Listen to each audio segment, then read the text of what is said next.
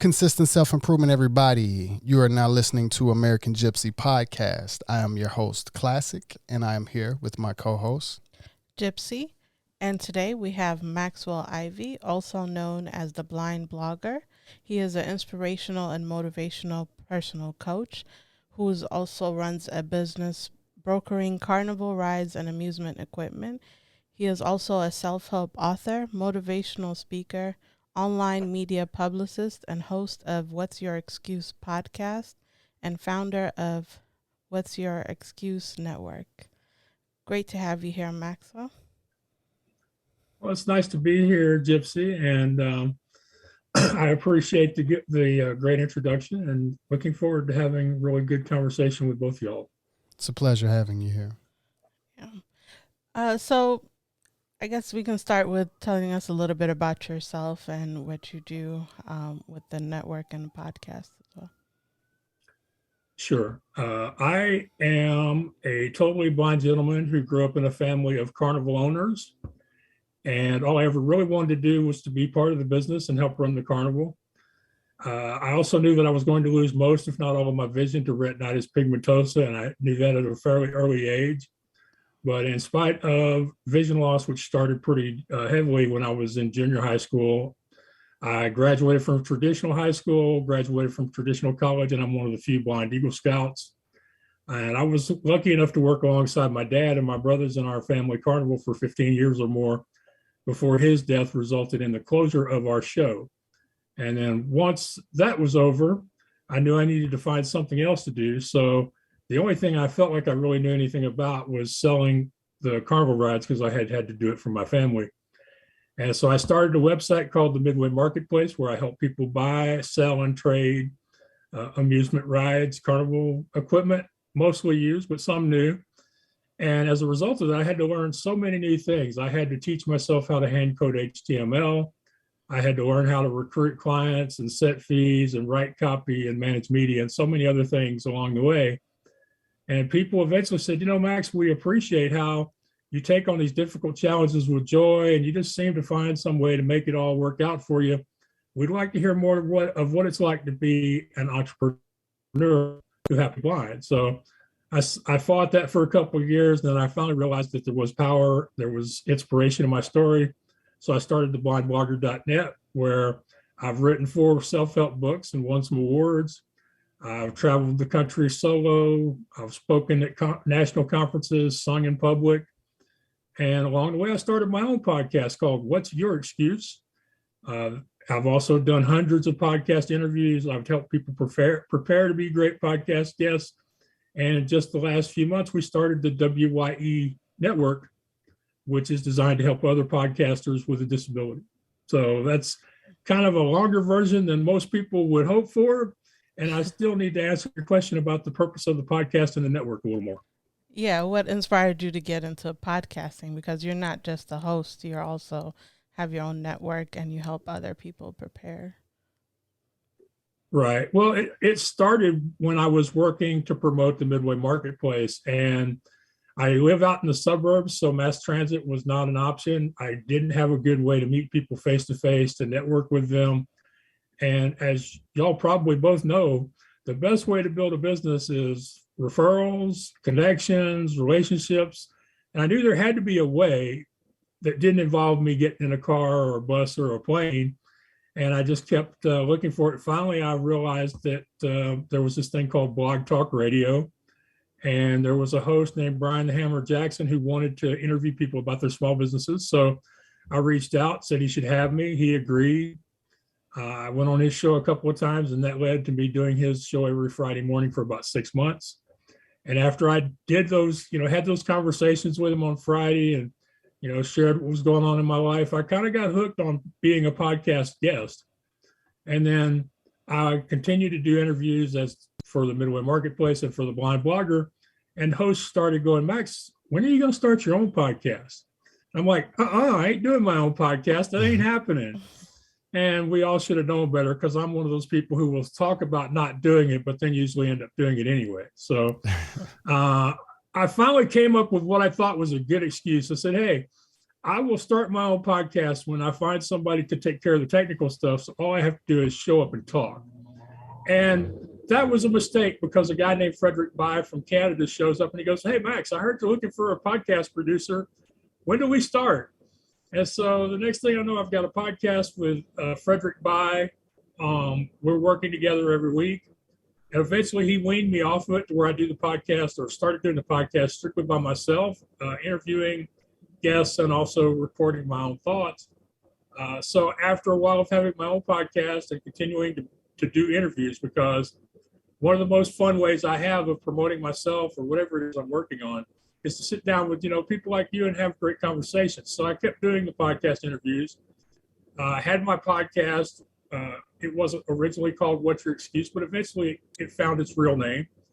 So I'm doing the podcast interviews. I'm hosting my podcast.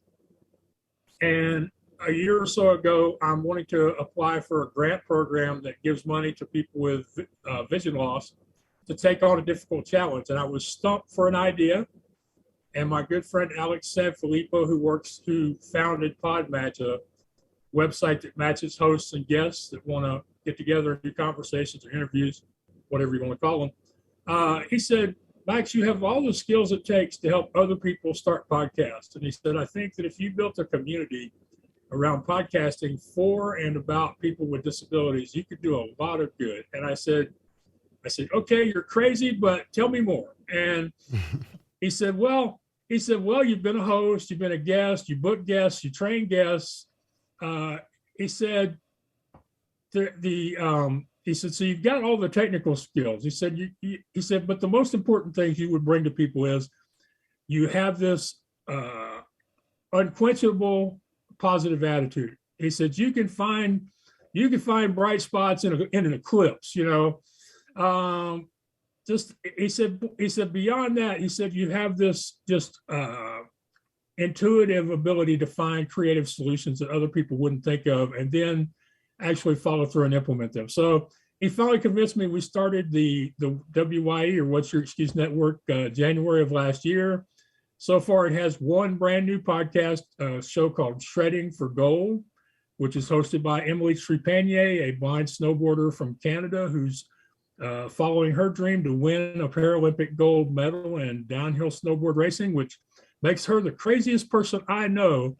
And that's saying something, because most people think I'm nuts. So that's where this all came from. It's just a continual, kind of following the river where it goes next, and a combining of the skills and experiences and the mistakes that I've made over the years to get to this point. So now my introduction gets longer, my number of nicknames gets longer, but really I'm trying to find something that combines two very important things. One, my desire to help others, and two, my desire to eat and pay my rent on a regular basis.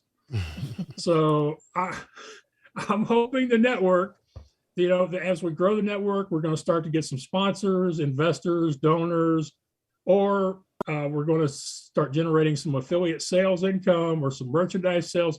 I'm hopeful that eventually this network is going to be my one and only thing finally, after 14 years online, after being an equipment broker, an author, a speaker, a traveler, a singer, and who knows what else is all in there. I'm really hoping that the podcast network is going to be the thing. And so far, I've been blessed to have some great conversations with people who want to start podcasts. I have helped one person launch. We have 2 or 3 more that are in the pipeline that I was sincerely hoping I'd be able to tell you about today, but they're still another week or 2 off. But, it's fun, it's challenging, it's going to help others. And I believe eventually it's going to be the one thing I do that blocks out everything else and rewards me well financially. That's great. Is there a certain types of shows you focus on for your networks? Well, we haven't really gotten that far yet, but it seems that the shows that I've brought on, we have what we call internal shows and external shows. And internal shows are mine and Emily's, which were built from the ground up as part of the network. And external are shows that were already in existence but have decided to add their shows to the network and have them syndicated on the platform. So so far the shows seem to be about people who are overcoming adversity and wanting to share their experiences and what they've learned, wanting to share technological information for people dealing with adaptive equipment, people wanting to share information with employers or aspiring employees on making workplaces more accessible. I think that we're looking at people with a disability, but we're also looking at friends or family members, coworkers, nonprofit organizations, and government entities that want to support people with disabilities or are already supporting people with disabilities, and they want to draw attention to their work. Okay. You mentioned, But Go ahead. oh, go I'm ahead. sorry, go ahead. Oh no, I was gonna say, I heard you mention accessibility and technology, and that was one of the things I think I mentioned to you.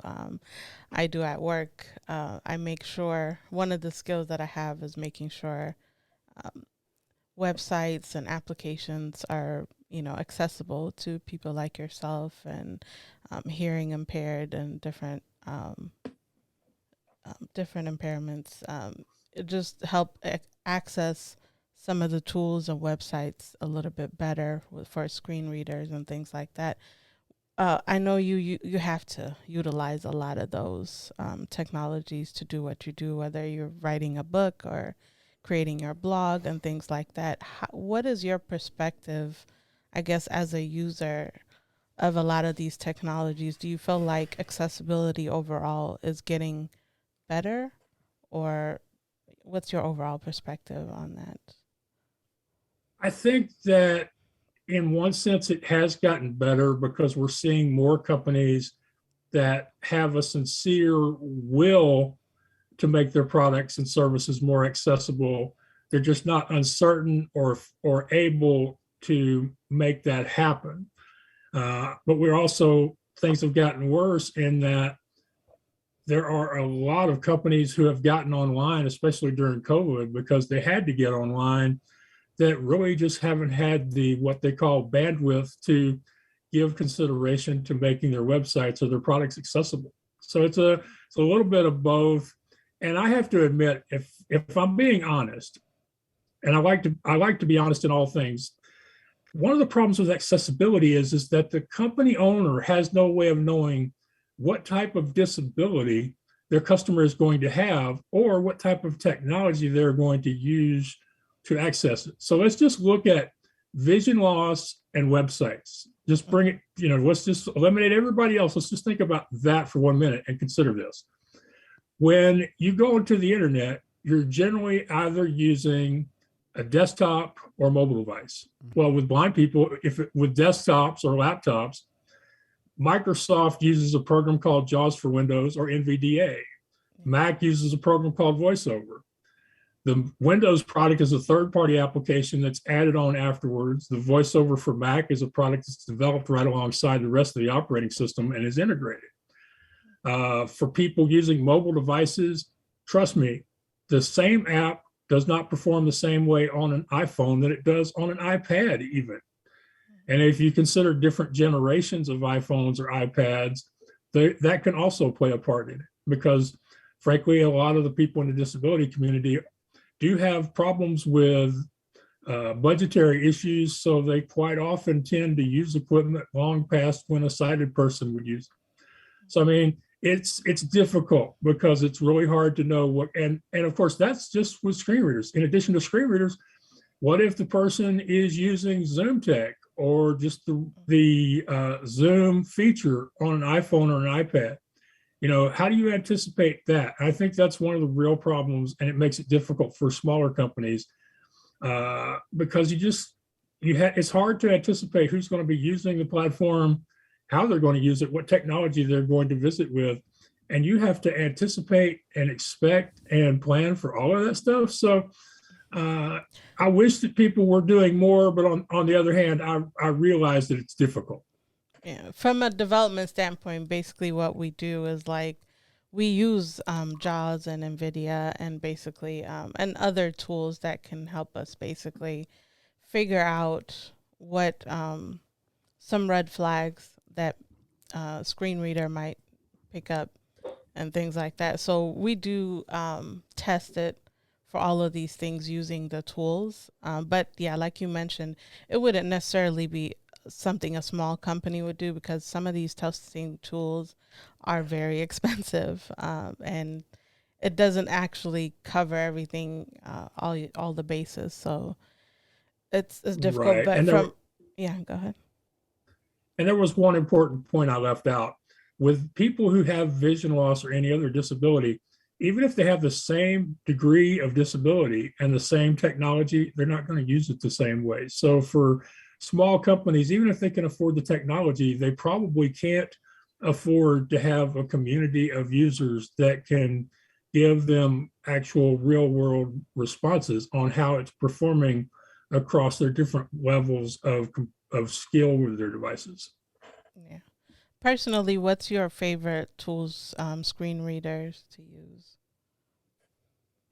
I prefer the Mac program, but that's probably as much because I've been using a Mac so long as it is that I'm happy with the screen reader.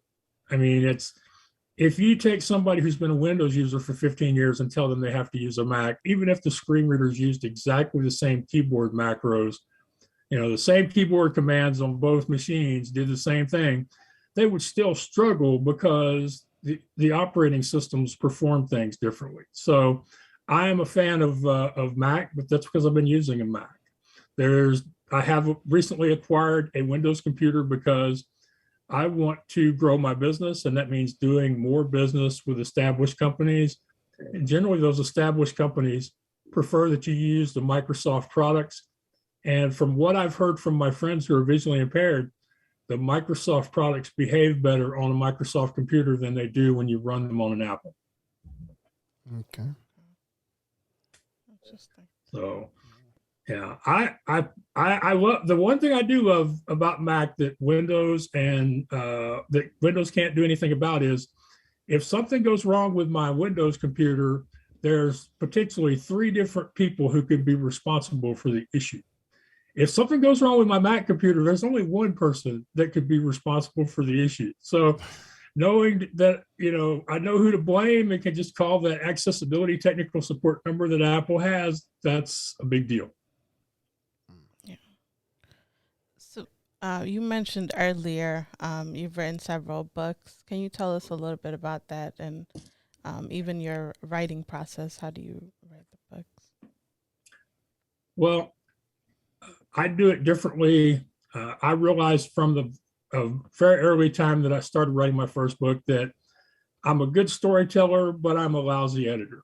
So while there are some blind people who will write their books and do the entire self-publishing process on their own, I'm not one of those. So I create the book using a text document. I just write until I'm through telling the story, and then I send it off to my editor. I've been working with Lorraine regularly at wordingwell.com ever since my first book.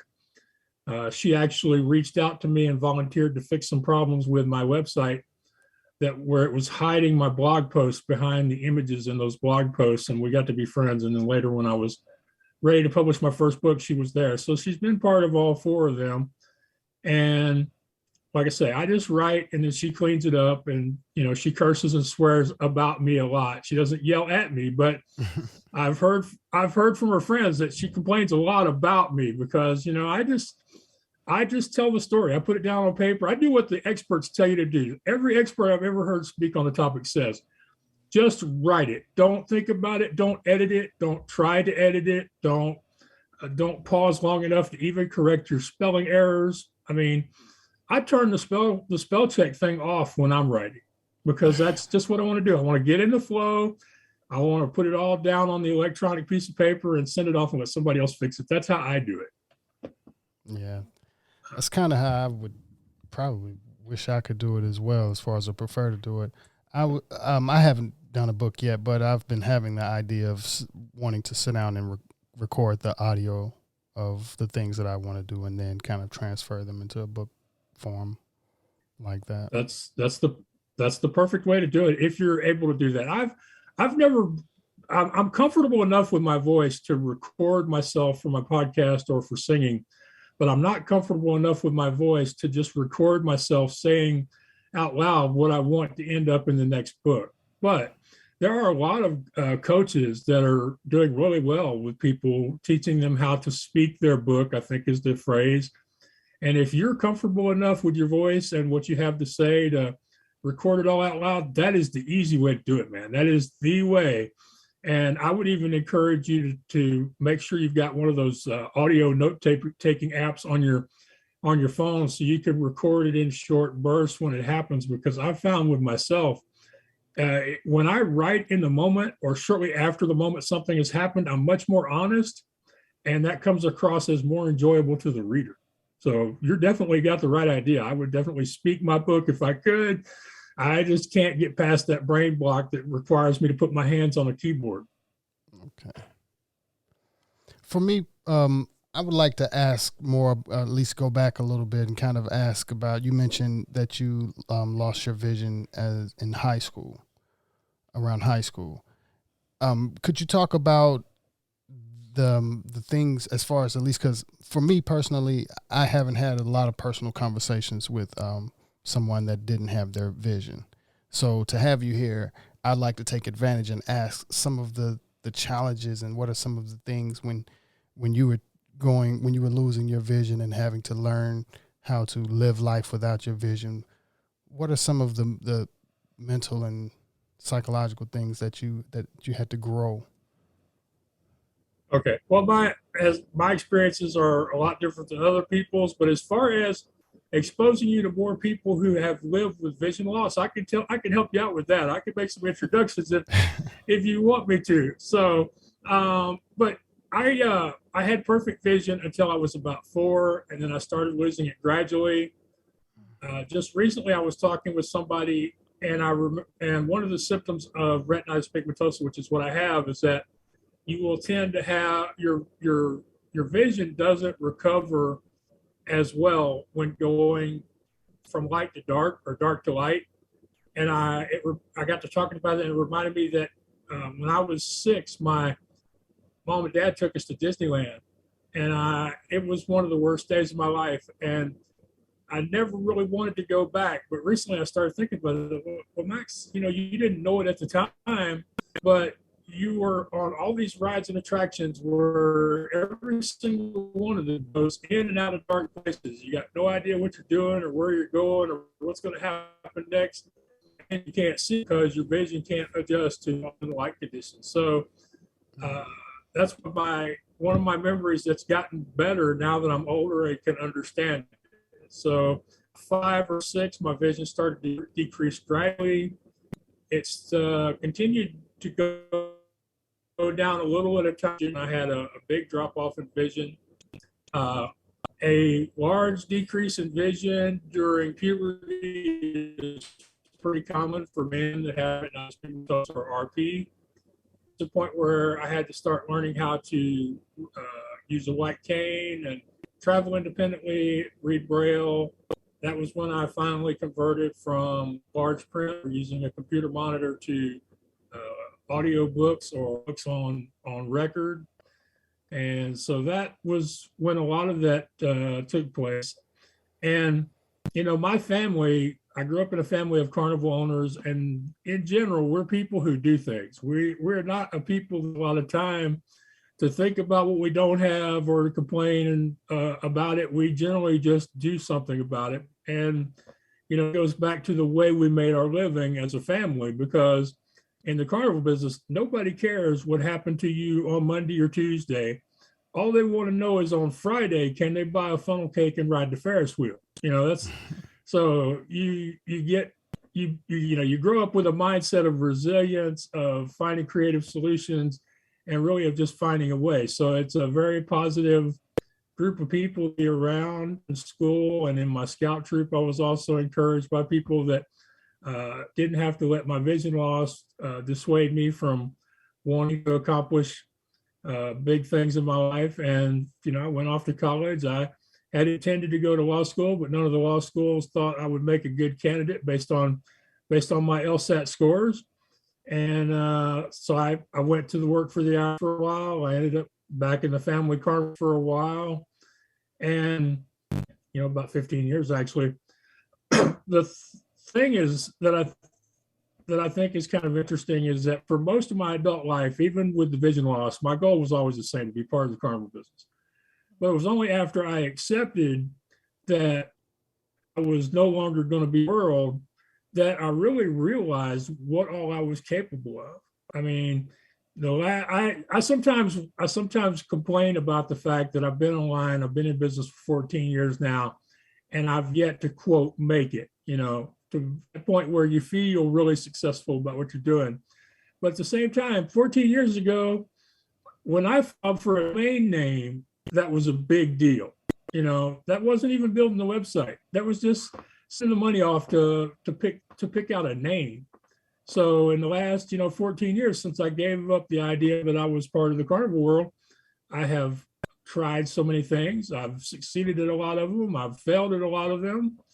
I've learned from most of them. I will admit there are some mistakes that I'll probably make again next year. But I think a lot of it really just has to do with the way I was raised. I was lucky enough to go to a school in an affluent district, even though my family wasn't affluent. I was lucky enough to be around teachers, scoutmasters, other students, family members, grandparents, lots of people who were encouraging and positive. And, the worst thing you could ever say to my grandmother is, "I'm bored, I don't have anything to do. There is nothing," because that would get you work. Mm. You would be weeding her front yard, counting change, or I'm sorry, did you lose me? It's flashing a little bit, but no, I was just saying when you said I'm bored, it automatically sets you up for some work or anything like that. It's similar to my mom. Yeah. Yeah. We would find ourselves wrapping nasty, dirty change, or tearing up the used ride tickets, or washing the mud off of canvas. It was never anything fun to do when you complained of anything you could do. Yeah. We're experiencing a little bit of internet connection difficulty. But it's fine. It's still flowing. Yeah, it's just I don't know. I think it may be our internet a little bit, but it's still flowing. Yeah. That's one of the advantages and the disadvantages of being a podcast host who can't see is I generally have to turn those notifications off so that I can concentrate on the person I'm speaking to. So quite often I would find out that I'm having trouble with my internet levels when I get cut off, and then have to get back to that person and then have to edit that podcast to get rid of that gap of dead recording error. Yeah, we kind of just work through it as long as it doesn't completely cut off, then, a lot of our listeners understand that we're doing a Zoom and it basically works out as natural as possible. So we just keep the conversation going. Yeah. Look, I love what you just said there. Our listeners understand that we're using Zoom. One of the best decisions I ever made when I started my podcast was I was like, okay, Max, you don't enjoy editing. You're not good at it. It takes you a long time to do it. So who says Max has to edit? And I just said, okay, we're going to say that my podcast is recorded live, kind of like the TV shows from the 50s and the 60s. And I felt like for the most part, as long as I put out good content, people would overlook the fact that the video wasn't the best, or that the audio sometimes wasn't the best, or that sometimes I went on longer than I should have. And I've been proven right. And it sounds to me like you guys have been proven right as well.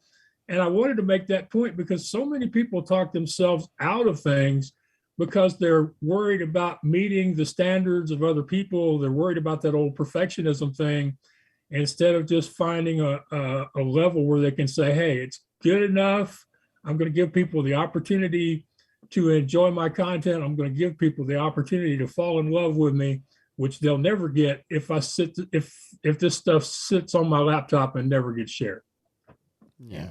And show them that the improvement as you go on, because we're not going to wait until we're perfect. We feel like we're perfect, because that's never going to be. So that's why our Yes. motto is consistent self-improvement, basically. So you can never Yeah. fail. So your motto works great with your branding and what you offer people, just like mine does. The whole Yeah. "what's your excuse" thing. Yes. Yep. And you made a good point as well, gypC, that let people see your progress. I Yep. mean, you're not going to be as bad day, the 15th week as you were the first week. And the people that you give the opportunity to see you progress are just going to respect you all the more, because most of them are sitting at home thinking, I'd like to do that, but I'm never going to do that.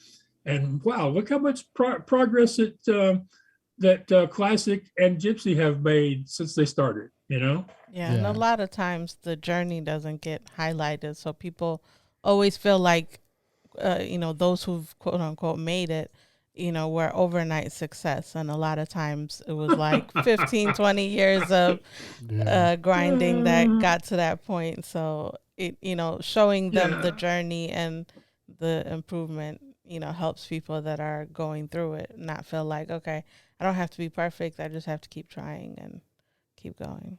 Yes, that is so true. And the one other thing that I've really been encouraged by is watching the professionals, watching those people who are used to having hundreds of people on their staff and millions of dollars of equipment at their disposal, watching them just screw it up big time because they're having to do this stuff from home like the rest of us. Yep. What's your favorite podcast? What do you listen to? Of course, yours would be your personal favorite. Now look, I just found out about you guys, but I've got so much in common with you as far as the way y'all look at the world of what you're trying to do. Y'all are definitely going to be on the top of my list going forward. Appreciate that. Thank you. Oh yeah, because see, that's the thing. I generally gravitate. Sorry, Sylvester. I tend to gravitate towards shows that are hosted by people I like and respect. So I start with the host and go to their show. And very rarely do I just find a show and then go backwards and learn about the host. So a couple of mine that I'm obviously a fan of is I love what it used to be called Creating a Brand, but now it's called Pod Pros by Sam Filippo, because he's known me for years and he's like a real fan of my work. And he's also the guy who gave me the short name for coming up with the word interdependence for one of the themes I speak about. So his podcast I like it. David Rafe of Join Up Dots over in the UK gave me one of the best introductions that I ever had. And as a result, we had a great conversation. What is his name? Mark Mawini, who hosts the Coaches Network. He had me on his podcast really early in my process, and I've gotten to interview him a couple of times. So I love what he does with his Facebook group for coaches, and what he does with his show. He's a very honest person in the information he shares. So his podcast would be another one I'm a real fan of. I don't tend to be a fan of the more well-known shows. I mean, I think it was you, gypC, who said something about y'all's show being conversational, similar to like Joe Rogan. And I'm thinking, I've heard Joe Rogan and he's never going to be one of my favorite podcasters. So no, it's just a lot of people know him, so it's just easier to use him as an example. But personally, one of my favorite podcasts is Impact Theory by Tom Bilyeu, or like Armchair Expert. But that's about the only popular one that I, listen to. And that's a good thing, because it means that you are discovering people like me and you and Classic, people who have things to share. They're not famous yet. They may never be famous, but for the people who discover them and get the joy of listening to what they have to say on a regular basis, their lives are greatly improved from the experience. Yes, I get a lot of pleasure out of talking to our guests. Our guests kind of are our audience, so that's kind of how we look at it. We appreciate our guests, and we also appreciate our audience. But the conversation with the guests is what equals up to pleasing our audience. So one of the things is for me, is to learn from people like you and to have that genuine conversation. I agree with you. One of the other real perks of having a podcast is I don't have to have any fear when I reach out to anybody that I have a desire to learn from or to have on my podcast. And occasionally somebody will say no or not yet, but they always do it pleasantly. And more often than not, people say yes. And the really cool thing is, like you say, you sit down, you have a conversation. And I've said this to many people who are aspiring to start a podcast when they ask me some of the things that go into a successful show. I tell them, look, one of the most important things to remember, if you sit down and press record and you don't learn at least one new thing from your guests, or if you don't relearn at least one new thing from your guest, you're doing it wrong. Mm. Well, I learn often, so I definitely we feel like we're doing it right. We must be doing it right. But you know what I mean. There are way too many people who are doing podcasts or doing podcast interviews, and their sole focus is to represent their brand and sell their stuff, and they'll do it regardless of the opportunity to have conversations and make real relationships. Yeah, a lot of it is for entertainment as well, and they kind of talk about the latest news or some of the things that's going on versus talking genuinely with about the guests that they have on the show. So that's one of the things that I enjoy. Of course, we're not up to date with everybody or with what's going on out there with the celebrity game and all of that thing, but we're definitely looking to get to educate ourselves, and for me as a musician, my focus is to definitely have more non-music conversations over time. As I've had most of my conversations have probably been music based over the past years with musicians. So we also still talk with musicians as well, but this is definitely a platform to help us talk with everybody. Right. Well, when I talk with musicians, I find that musicians are a little bit like politicians. You have to be a little persistent if you want to get them to answer the questions you want them to answer, or if you wanted to get them to go to subjects that they haven't gone as in depth before, because a lot of musicians get into a habit of answering the same questions with the same answers. And it's really difficult to put them off track and get them to get more personal and get them to share information that will really help your audience. Or at least that's been my experience with the musicians I've interviewed. Yeah, I think that's because they have to keep a persona and they're scared of, I guess, and I guess it's an image. The image thing. Yeah, and so it feels put up this protective boundary. So you can't, I guess, maybe see past my personal life and, match it up with my music life, brand, whatever that is. And, with my image, with whatever it is for the record labels. It's just so many, I think, so many people they're trying to please, or so many things outside of themselves that they have to kind of keep up. And some of them may not really know themselves enough to really give you another answer, because it's become so copycat. The industry now has become so copycat to where a lot of artists have created their brand behind or based on somebody else's character, so that's all they have is a generic answer. Yeah, I appreciate what you're saying, especially about they feel like they have to be focused on protecting their brand. I run into that a lot when I talk to business people about doing podcast interviews and sharing their stories. But here's the thing I've learned, and I've been doing podcast interviews since 2013.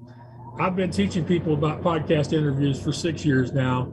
And the thing that I've learned is the people that are willing to step a little bit outside of their brand and be honest with people, all they do is create a better bond with the people that care about them.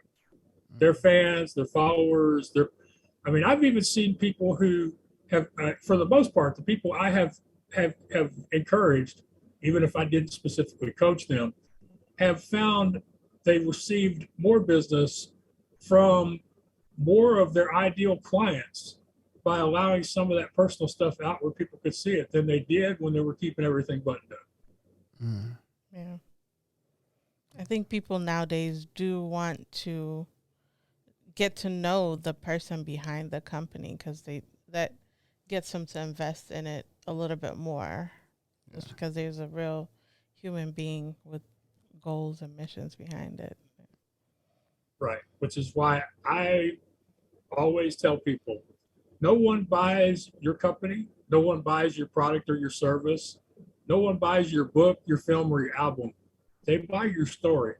So be sure you understand what your story is and get really good at telling it. Yeah. Well, before we get ready to close it out, was there any questions you'd like to ask us or anything you'd like for our audience to know about any projects that you have coming up? I can't really think of any questions for y'all, and that disappoints me because I usually have at least one or two. I'm curious about how long y'all have been working on your podcast as co-hosts, because y'all seem to do really well at passing the conversation back and forth without really seeming to have to work at it. Well, we're a happily married couple. We've been together over about 10 years, and we talk all the time. We're our best friends. So, and we've worked on a lot of hustles and businesses together. So we've built, through practice and with the podcast, we've been doing it this is season 2. There was a year gap between first season and second season. Because we had some damage to the studio and some of the equipment. So we took some time off, and then we just started season 2 in December. So it's been about 2 months now. Yeah, 2 months. Well, a year and 2 months because y'all did season 1 before that, and I'm assuming y'all were together then. Oh yeah. Yeah. Well, there was only 2 months for season 1.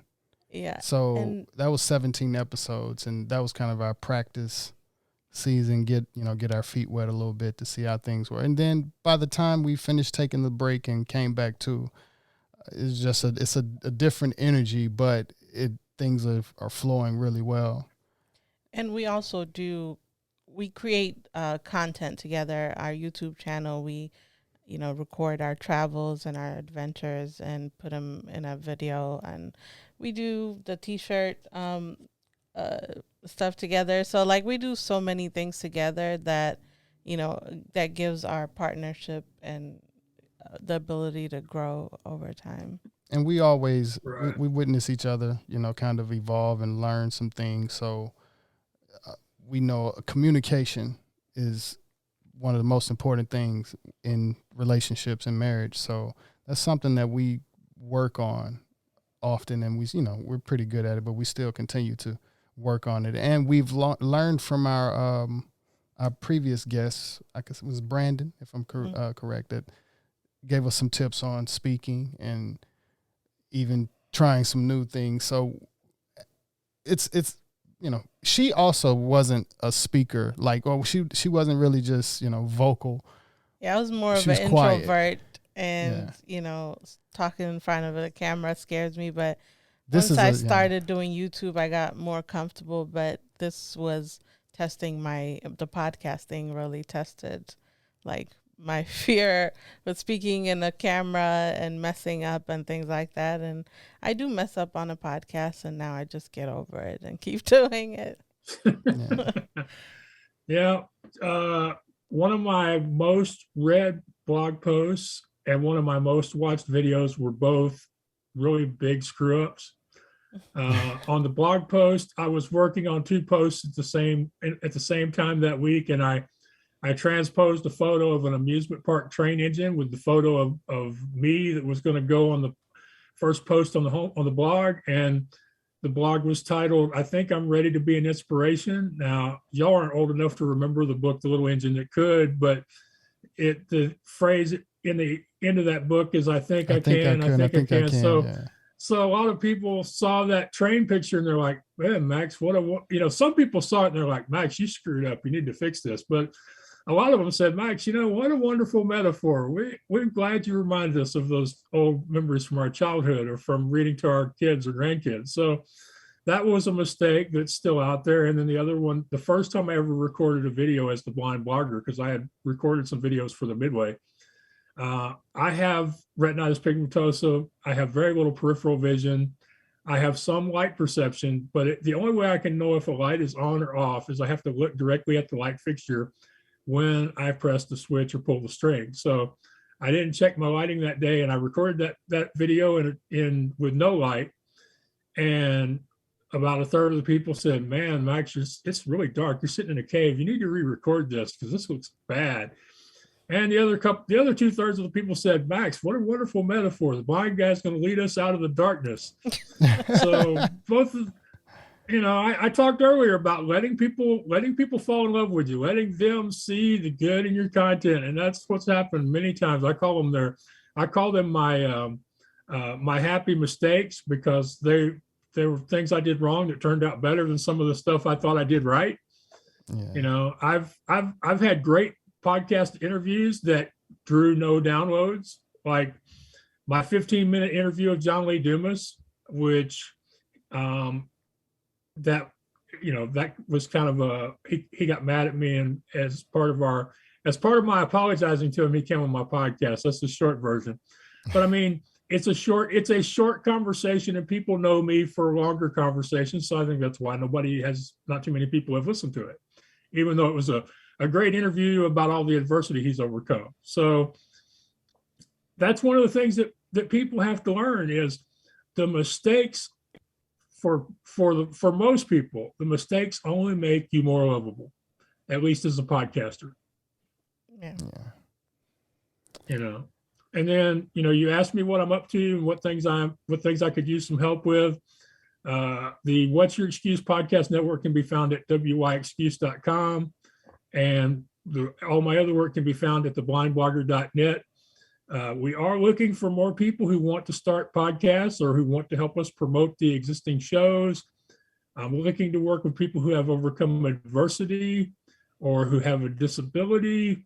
And I include mental illness and intellectual disabilities along with the physical, more obvious disabilities.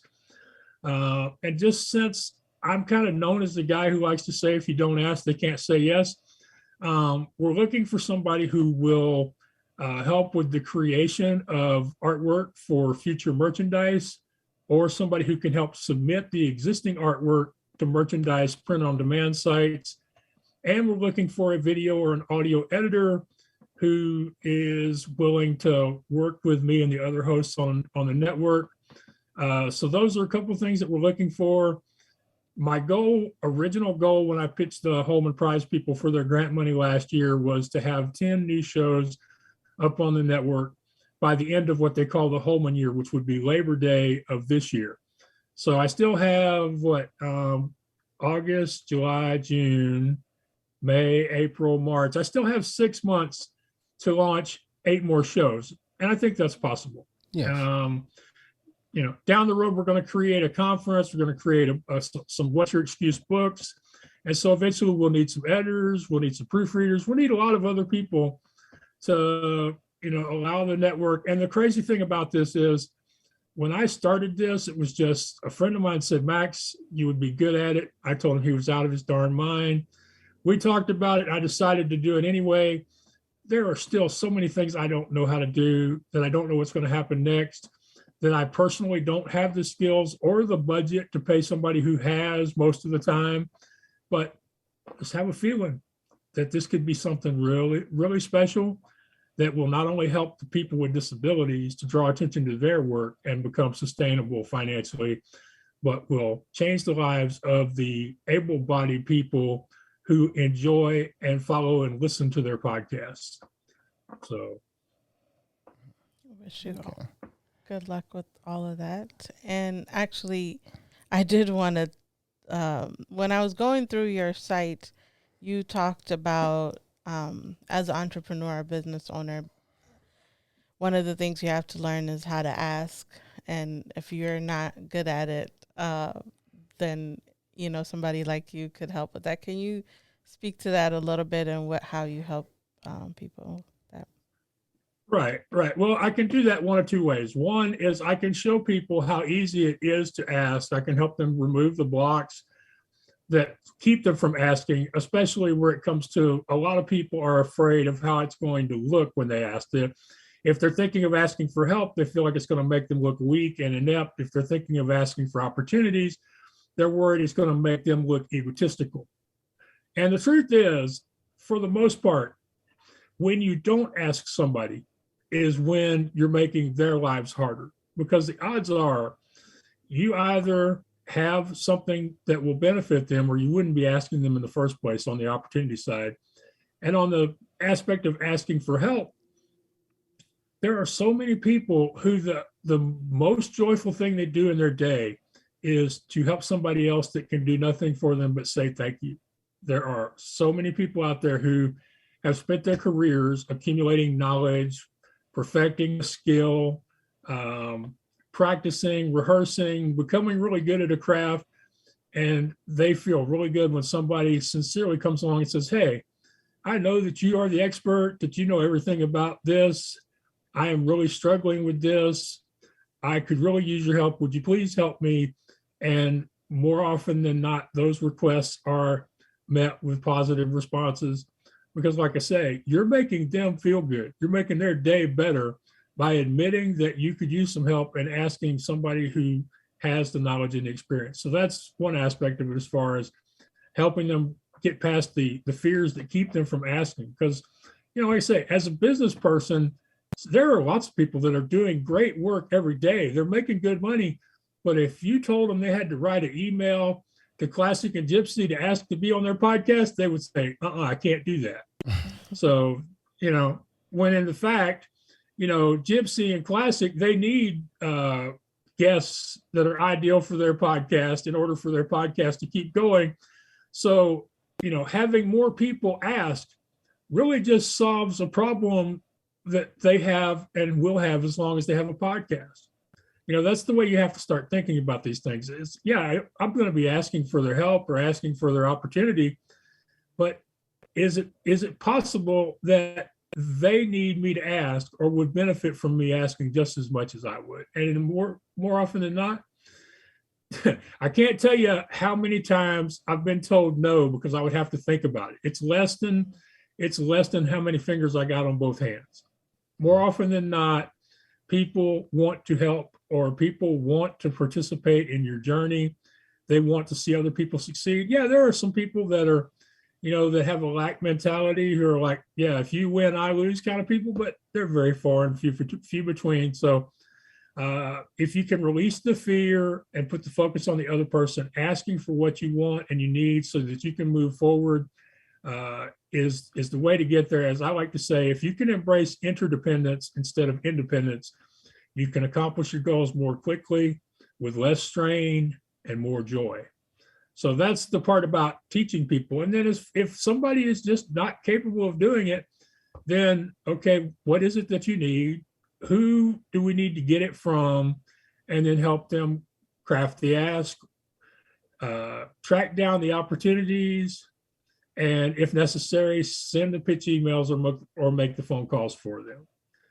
And that's one of those things. You know, when I started as the blind blogger, I felt like I would probably be a life goals coach because I've accomplished many things and overcome a lot of obstacles, but nobody wanted to hire me to be their coach.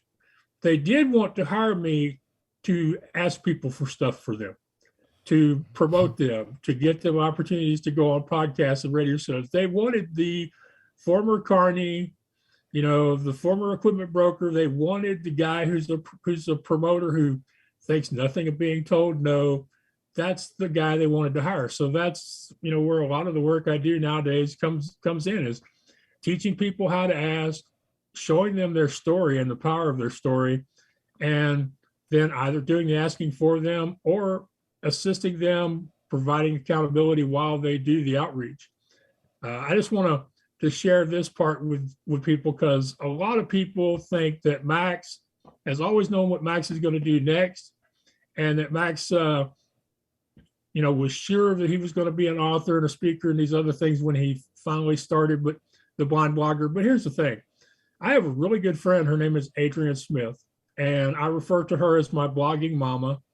She used to be known as the blog commenting rock star, and she took me under her wing. She taught me everything I know about marketing through commenting, online relationship building, relationship marketing. She really helped me make so much progress with the Midway Marketplace before I started the blindblogger.net. And but the thing is that for 2 years, I kept telling her, hey, I'm nobody special. I'm just a guy who shows up every day and works his butt off to try to build a business. And she finally convinced me. She said, Max, here's the thing. A lot of people don't have a physical disability. They don't have an obvious excuse that keeps them from going after their goals. But they sleepwalk through their days. They fail to take action on things that they know they should be doing something about.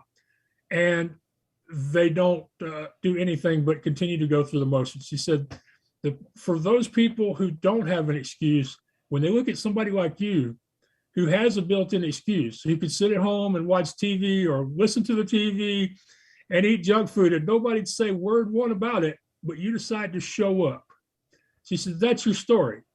That's why you're compelling. That's why you have to put yourself out there more and help others take steps in their own lives. So it took me a long time to realize what my story was, to understand the power, the way I have of influencing other people, of challenging their excuses, inspiring them to take action.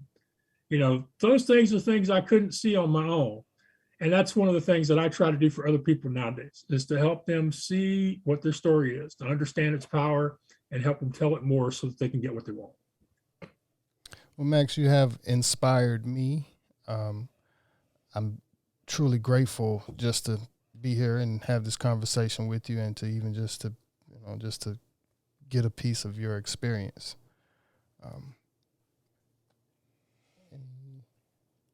Well, I appreciate that. That's very generous of you. It's encouraging to me.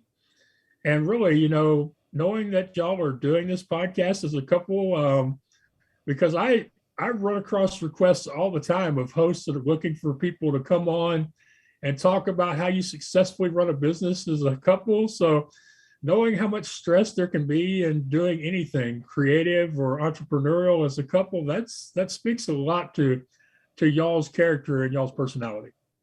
Thank you. We appreciate it. That's kind of one of the things that I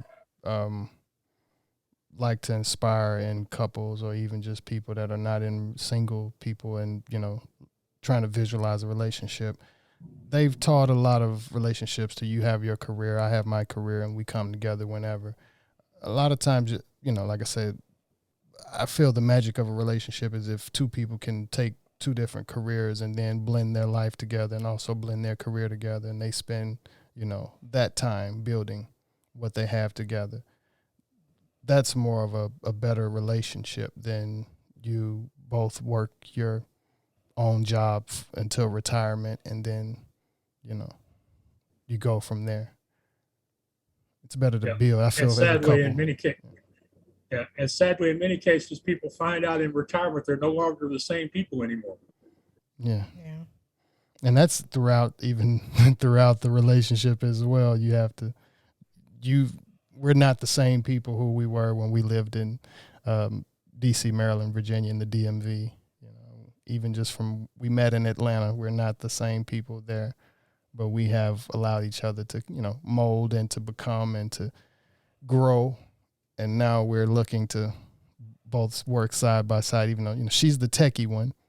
So we both have our strengths, and, that's kind of what allow us to be good hosts, or to kind of, be genuine host and also know the technical side, because she knows more of the technical conversation than I do, but I'm still learning and still being engaged in the conversation as well. So it goes both But also, ways. like, it combines all our skills together because as a musician, you're used to public speaking and just being more outgoing. Yeah. And then there's the, we know how to, we're done photography and content creation. So that allows us to be able to even market our podcast, because we had to market the music and other things we've worked on before. So it kind of, It's a two-man. all of it, the podcast kind of combines two-person. everything. Yeah.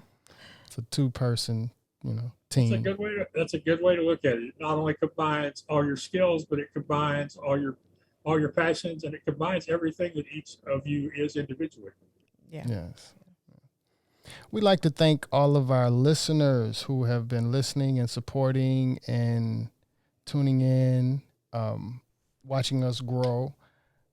It's just been quite the adventure and learning experience. And you can find us at AmericanGypC.com.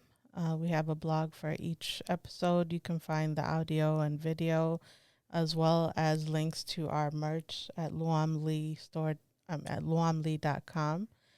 As well as we have a Patreon with different tier memberships for exclusive content, access to 20% off or 15% off, depending on your tier, to our store, as well as different crystals that we hand make.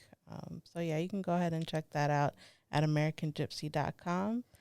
And also check out Classics Music At under Classic, KLACCIK, CARPENTA. That's Classic Carpenter, under all major platforms: Spotify, iTunes, Tidal, YouTube, etc. Some instrumental music, a couple of vocals, some nice relaxing things like that. We also have a soundtrack for our podcast. It's just some instrumentals, which we take the instrumentals and we use them along with our YouTube videos. So, if you like check out some melodies and some other stuff that we do outside of the podcast stuff, definitely check out our YouTube channel. Thank you again to everybody for listening. Consistent self-improvement to everyone, and we will see you. Peace.